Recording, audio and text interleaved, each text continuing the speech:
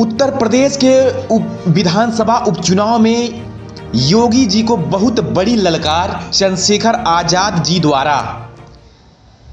जी हां, चंद्रशेखर आजाद जी योगी को टारगेट करते हुए बोल रहे हैं और सीधे आन मंच से कह रहे हैं कि जिस तरह से दलित समाज के साथ में योगी आदित्यनाथ जी छल किए हैं, इस छल का परिणाम आपको 2027 में भुगतना पड़ेगा।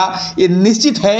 आप गांठ बांध करके रख लीजिए योगी आदित्यनाथ जी, क्योंकि चंद्रशेखर आजाद हमेशा सुख दुख में खड़ा रहने वाला, दलितों के साथ, गरीबों के साथ, मजदूरों के साथ आपकी जुमलाबाजी का राजनीति नहीं करने देगा, आपको कामयाब नहीं होने देगा।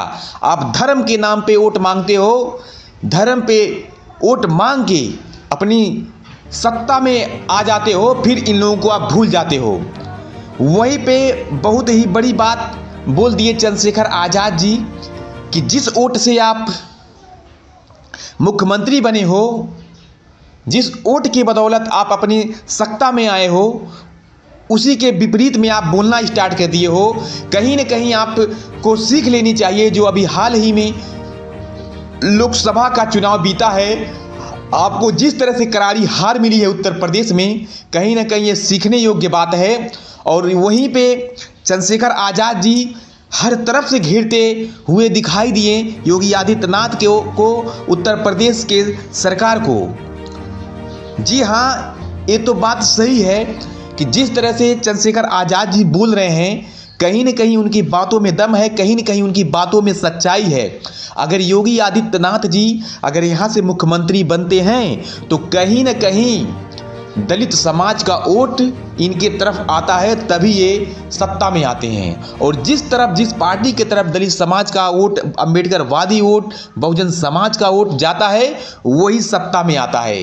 ये 100% उत्तर प्रदेश में ये तय है कि जिसके साथ दलित समाज रहेगा वो सत्ता पक्ष में आएगा, निस्संदेह वो आएगा।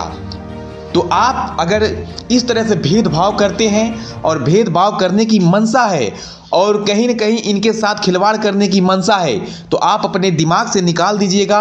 क्योंकि आपको अगर सत्ता में लाने का काम किया है तो सिर्फ वो दलित समाज है कि जो आपको सत्ता में लाया।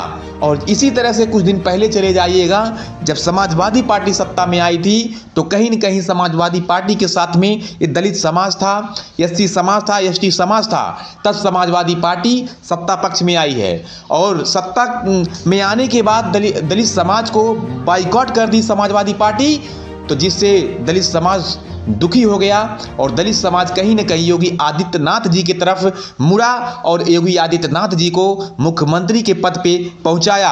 तो अगर आपको काम करने का अवसर दिया है हमारा समाज और हमारे राज्य के जनता, तो आप इनके विश्वास पे खरा उतरिए, आप इनके भरोसे को मत तोड़िए। अगर आप हमेशा सत्ता में रहना चाहते हैं तो आप सबको लेकर के चलिए, आप सबको जोड़ के चलिए, नहीं तो चंद्रशेखर आजाद जी आप लोगों को सत्ता से बाहर करने वाले हैं। ये 100% तय हैं। क्योंकि शोषितों के साथ, जिनके साथ अत्याचार होता है, जिनके साथ दुर्व्यवहार किया जाता है, जिनके साथ भेदभाव किया जाता है, जिनको आप पैर से कुचल के चल रहे हो, उनको चंद्रशेखर आजाद सीना से लेकर के और कदम से कदम मिला करके चलने का काम कर रहा है। वो आने वाला समय अब दूर नहीं है जिससे सारे लोग सत्ता से बाहर हो जाएंगे। सिर्फ दिखेगा चंद्रशेखर आजाद और आजाद समाज पार्टी। तो हम कहना चाहेंगे उत्तर प्रदेश के सरकार जी से कि आप अगर इस तरह से आपके अंदर मानसिकता हो तो आप इसको बहुत जल्द निकाल दीजिए, जिससे आपको बहुत बड़ा फायदा होगा। नहीं तो चंद्रशेखर आजाद आपको उत्तर प्रदेश से बाहर निकालने का काम बहुत जल्द ही जल्द कर देगा।